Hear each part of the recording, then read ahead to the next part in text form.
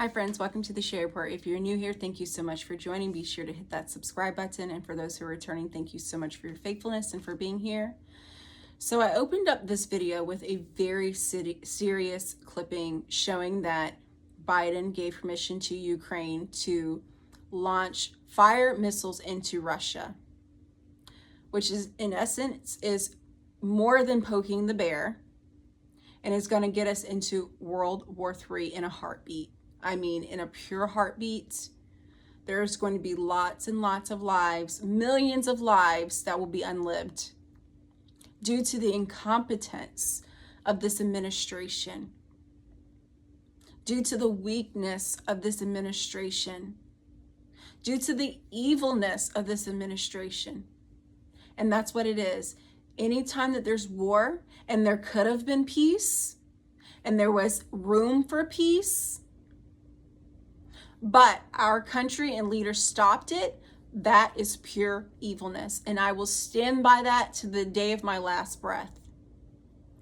I am passionately against war.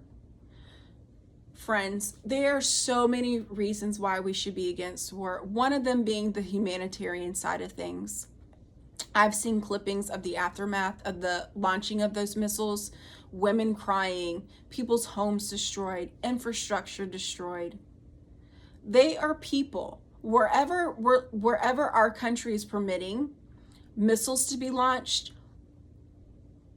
our country has blood on their hands because it came from the United States. So our country has blood on their hands. They have destruction on their hands. Those people have lives just like us. Life is hard enough as it is. You have to get up, go to work, pay bills, take care of yourself, try to stay healthy, take care of your kids, make sure things are good. And then we have these war profiteers making money off of your sadness, off of your loss, off of your fear, pocketing the money, thinking it's funny, sending our men and women out to fight their battles when they just stand there and just accumulate more and more profit. I wrote down this little saying. I had read something. I was reading some comments and I had seen this. And I was like, that is so accurate. I'm going to read this. And it says, war, a massacre of people who don't know each other for the profit of people who know each other but don't massacre each other. And I thought, that's brilliant. That's actually very, very true. And as we know, Smedley Butler spoke about this, a highly decorated military man who served through lots of wars, finally realized war's a profit. War is a racket. People are making money off the backs of young soldiers giving their lives. The only reason we should have our military is to protect our border, like we should be doing down at the southern part there, the people that are just crossing over illegally. We could just protect our land from people coming to give us harm. I've been reading this book, like I said, like a few videos ago, and I've been just a little bit out of time learning so much about the war lovers and so many people who are just bloodthirsty, because that's basically what war is. It's just thirst for pain, suffering, and anguish. And I have some more notes here that I'm going to read to you guys because, like I said, I am passionately against war. And this actually, if you go back in history and read, one thing that I had learned about this whole Ukraine-Russia issue is that it goes way back into like the early 90s, where NATO promised that we wouldn't have NATO encroach any further east towards Russia, the border, any further east. We promised them we wouldn't do that. We broke the promise. So like any other government official, when you break a promise and you start encroaching further and further when you said you wouldn't, well, what do you think they're going to do? So this whole conflict that is happening between Russia and Ukraine actually is our fault. We're at fault for it. The United States is at fault for it. And like I've mentioned plenty of times, Boris Johnson was on his way with his messy hair to go in this and say, hey, you know, let's sign a peace agreement. Let's end this whole thing. But no, the United States, greedy, filthy politicians said, nope, let's not stop this war. Let's keep it going. Let's keep it going. Let's continue causing mayhem. Let's continue lining our pockets and funneling all that money to other politicians like Zelensky and who knows who else.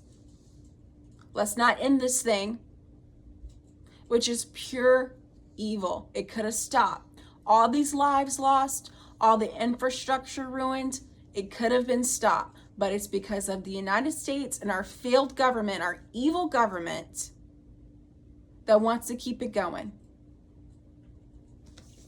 So I'm going to read something to you from a more of a Christian perspective, because as Christians, we should be very much pro-life in every sense of the word, not just babies that are in the womb. I know a lot of people like to dwell and hang out there and just talk about babies in the womb and just babies. Babies are cute. They're wonderful. They're lovely. Protect them. But we also have to think about the children and adults and other lives that are living right now.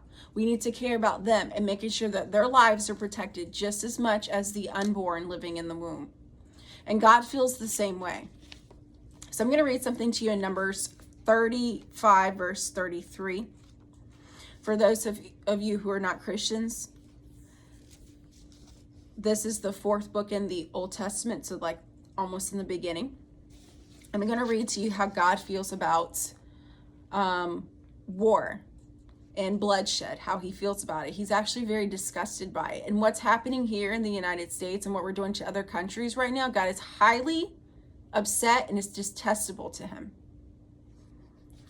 So I'm going to read this. So ye shall not pollute the land wherein ye are, for blood or unliving, as some would say, or murder, it defileth the land, and the land cannot be cleansed of the blood or unliving of people that is shed therein, but by the blood of him that shed it. So this is pretty much capital punishment. So people that are just going around and unliving people's lives through war, God's like, you know what? I can't dwell there. This should be capital punishment if you're going around unliving innocent lives. Maybe, they should follow suit for you.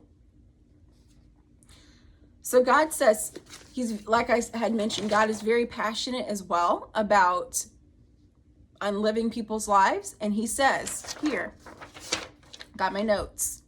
God is saying, do not pollute or defile the country that you will live in by allowing murder to take place. It is the same place I will be dwelling among you. I have nothing in common with murderers. That's what God says. So all this stuff that we're doing, this bloodshed for the sake of money, highly displeasing to God. Another point for you who are maybe not religious and you're more worried about the earth, you're worried about infrastructure, you're worried about land, I'm going to read this to you. The same ignorant fools who allegedly worry about this global climate crisis. You know, I have to say that really soft because they like to flag the video if you talk about anything about climate. They're worried about gas stoves, the so-called carbon footprint nonsense that they like to push on people and spread lies and propagandize people with this carbon stuff. How much pollution is being created by the perpetual war machines? How much radiation and carbon is created while warming the world with your perpetual profiting from war? Think about that. They're blowing places up with their perpetual war machines, profiting from that. How much radiation and carbon is being created and warming the earth if they're so worried about the climate? Just a pile of nonsense. Friends, you're probably thinking, just calm down, relax. Nope. I will say this to my last breath. Please be anti-war. This is terrible. World War III is not a good thing. There will be millions and millions and millions of lives lost if this should continue. Our government still continues with their incompetence, the evil hearts. And one other thing I wanted to say, actually a couple other things I wanted to say. There's been this whole uproar about Matt Gaetz and some other nominees that President Trump has pegged for his administration, his incoming administration. And I know that one of the things that the liberal left and all the other war profiteers, even if they are Republicans, there's a lot of Republicans who are war hawks, that did not like that Matt Gaetz was against Congress profiting via the stock market and war.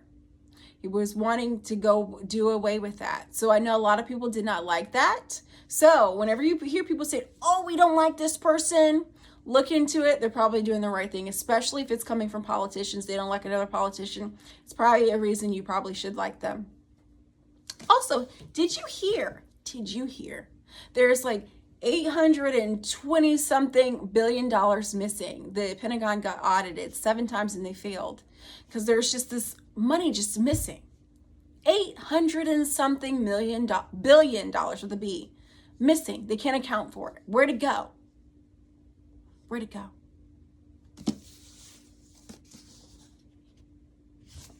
That's where it went. Also, ask Zelensky, he might know. I'm going to play this last video for you to close it out. Something President Trump has said, I think was very good. He wants to stop the war, and I hope he follows through. Friends, let's be anti-war. I'll see you in the next video. Be sure to like, share, subscribe. Thank you for your support. The situation in Ukraine is very dangerous, explosive, and escalating by the day. Joe Biden's weakness and incompetence has brought us to the brink of nuclear war, and now Biden is doing what he said 10 months ago would lead to World War III. He is sending in American tanks. It's far past the time for all parties involved to pursue a peaceful end to the war in Ukraine before this already horrific catastrophe spirals out of control and ends up leading, indeed, to World War III. And this would be a war like no other war, because this would be a nuclear war. As I have said many times before, Russia's invasion of Ukraine would have never happened if I was in the White House. Not even thinkable, not even a possibility. We must end this ridiculous war and demand peace in Ukraine now before it gets worse. And believe it or not, it would be easy to do. It would be very easy to do.